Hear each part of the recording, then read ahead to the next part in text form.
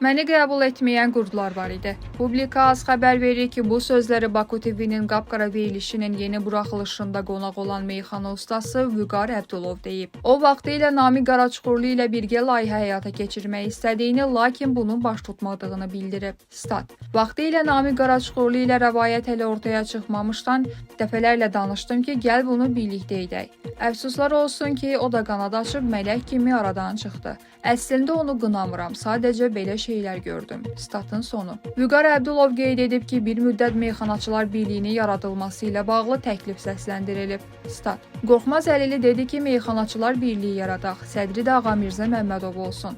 Ağamirzə Məmmədov isə mən bir ərizə belə yaza bilmirəm, qol çəkə bilmirəm, savadım yoxdur. Ağsaqqal kimi ola bilərəm, amma gəlin Vüqarı sədr qoyaq dedi. Statın sonu. Meyxana ustasının sözlərinə görə bu təklifdən sonra narazılıqlar yaranıb. Stat. Orada bir anda etirazlar başladı. Ailəm bir-birinə dəydi. Güya mən harasa müdir gedirəm, orada 50.000 maaş alıram. Amma yenə deyirəm, məni həzm etsən, mən də səni həzm edərəm. Ağasəlim də məni qəbul edib, Baləli də, Vasif də. Amma qəbul etməyən qurdlar da çox oldu. Statın sonu.